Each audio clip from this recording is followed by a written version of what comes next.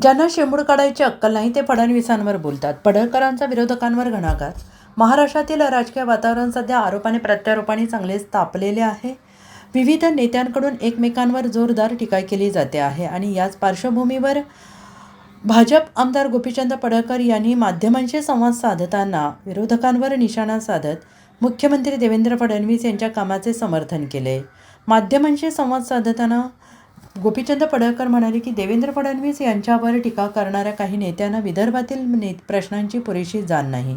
त्यांना विदर्भातील समस्या काय आहेत याची माहिती नाही आणि ज्यांनी या भागासाठी कोणतेही ठोस काम केलेलं नाही ते आज देवेंद्र फडणवीस यांच्यावर बोलत आहेत. ते त्यांच्या अज्ञानाचे लक्षण आहे असं पडळकर यांनी म्हटलंय.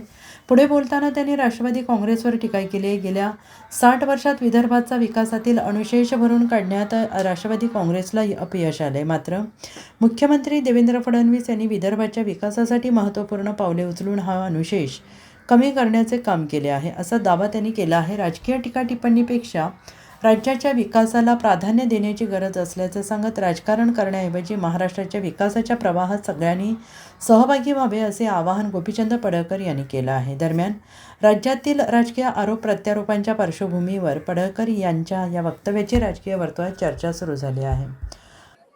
ज्या लोकांना अक्कल नाही, शेंबूड काढायचं माहीत नाही, विदर्भामधले प्रश्न काय त्याची अक्कल नाही, कुठं अजून कुठलं काम केलं नाही, ही लोक देवाभाऊंच्या वरती बोलतायत. हे यांचं अज्ञान आहे. अरे ज्या विदर्भातून हे येतात लोक, त्या विदर्भाचा गेली 60 वर्ष या राष्ट्रवादी काँग्रेसवाल्यांनी त्यांचा बॅकलॉग भरून काढला नाही. तो बॅकलॉग देवाभाऊंनी भरून काढलेला आहे आणि त्यामुळं राजकारण न करता त्यांनी जो महाराष्ट्राचा विकास सुरू आहे त्या विकासाच्या सोबत यावं. हे आता बाकीच्यांनी अक्कल जास्त पागळवत बसू नये.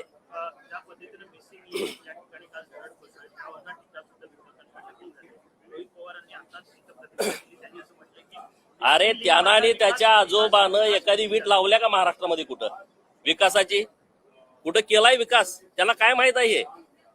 अरे जगामध्ये हे इन्फ्रास्ट्रक्चरचं टेक्निक कुठं चाललंय याची अक्कल पाहिजे ना. कारखाना चोरण्या इतकं हे सोपं नाही आहे. कारखाना ढापायची प्रक्रिया सोपी आहे. या सगळ्या गोष्टी खूप अवघड आहेत आणि म्हणून माननीय मुख्यमंत्री महोदयांच्या नेतृत्वामध्ये जे काम चालू आहे ते उघड्या डोळ्यांनी बघा ना. तुमच्या आजोबाच्या काळामध्ये अमृताजन जे पूल आहे लोणावळ्याजवळचं बोरघाट आहे, अरे किती लोक मेली दरडी पडून, किती लोकांचा मृत्यू झाला. 2-2 दिवस गाड्या तिथं अडकायच्या. हे आमचंच सरकार आहे. जो एक्सप्रेस वे करणार आमचं सरकार आहे. आमचंच हे सरकार आहे जे मिसिंग लिंक आता कनेक्टिंग लिंक सरकारच्या माध्यमातून बदललेलं आहे आणि जगामध्ये ज्या वेगवेगळ्या टेक्नॉलॉजी आहेत या टेक्नॉलॉजी इथं वापरलेल्या आहेत. अरे पहिला पाऊस आहे, पहिल्या पावसामध्ये एंट्री गेटला जी दरड कोसळलेली आहे ते होतं. यांनी सगळं बाकीच्या बाहेर देशामध्ये कशा पद्धतीनं अशा पद्धतीचे रोड केलेले आहेत त्याची जरा माहिती घ्यावी आणि मग ह्याचं राजकारण करावं. Bureau report SBN Marathi, Mumbai.